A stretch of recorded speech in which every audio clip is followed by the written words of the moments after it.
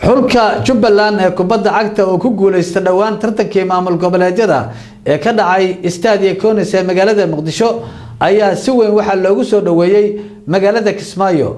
Warbixintan waxa inoo haya wariyaha telefishinka Somali Cable Sabir Abdulqaadir.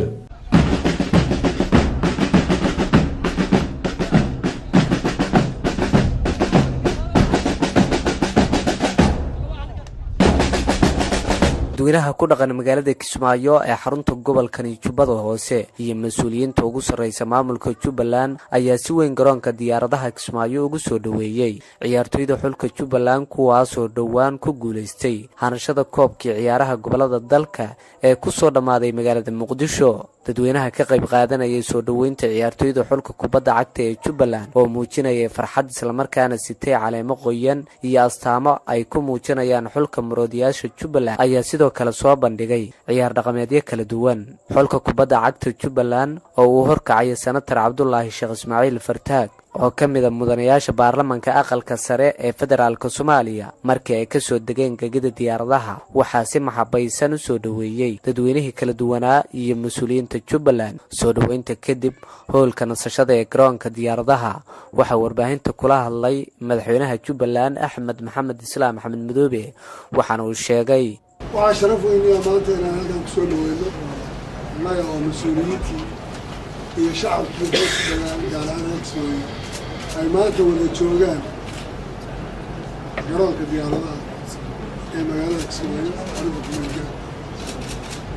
oo la soo dhaweynayo xulka ciyaartoyda Jubaland iyo macallimiintooda iyo mas'uuliyiintooda iyo munaasabadda ay ahayd koobkii ciyaartii labaad ee bilowga ciyaaraha dowlad goboleedyada tartankooda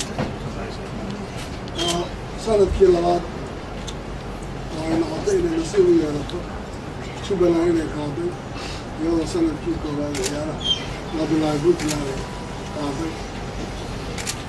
waxaan leeyahay waa mid sharaf weyn oo xulkana aan ugu mahadcelinayo ciyaar wanaagga akhlaaqda wanaagsan iyo isku xidhnaanshaha ciyaartooda oo bacdallaahi ka sokow ay sabab u ahaayeen iyaga iyo macallimiintooda dadaalka ay muujiyeen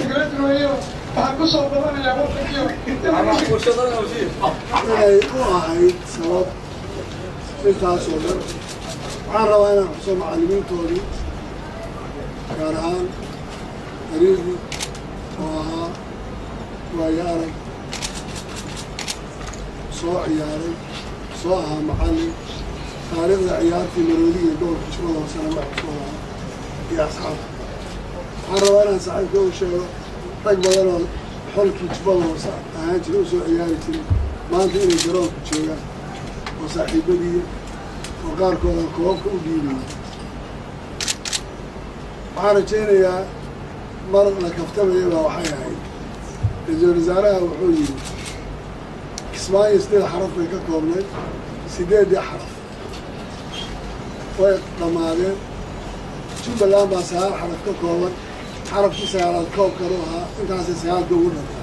waxaan rabaa inaan taa kaftankeeda ku bedelo Jubaland 9 xaraf bay ka kooban tahay koobkii koowaad baa la bilaabay 8 kala dhiman. waan u mahadcelinayaa xildhibaanada iyo senatarada dad badan oo maanta koobka wax ka soo sugantiyey gabdhiyo wiilal bale oo fadhiyood garanaysaan iyo intii gobolka Banaadir joogistiisii dowladda federaalka iyo xubnihii kale iyo xubnihii qiimaha lahaa loo qabtay intaba waxaan rabaa inaan aada ugu mahadceliyo. weliba prime ministerka iyo mas-uuliyiintii guud ahaan ka soo qayb gashay. waxaan rabaa inaan xuso weliba gabadha wasiiradda dhalinyarada iyo isboortiga Khadiija oo iyaduna door fiican ka ciyaartay abaabulka iyo isku dubaridka. waxaan rabaa inaan iyagana u sii ambaliyeeyo tubta ganacsiga Soomaaliyeed oo casho sharaftii ugu badnayd xamaasadda lahayd ku qabtay magaalada Muqdisho oo iyaguna lahaa mataqaana gogosha ay dhigeen casho sharaftaas. Sabir Abdulqaadir Rusam Sabir Honesty telefishinka Somali Cable.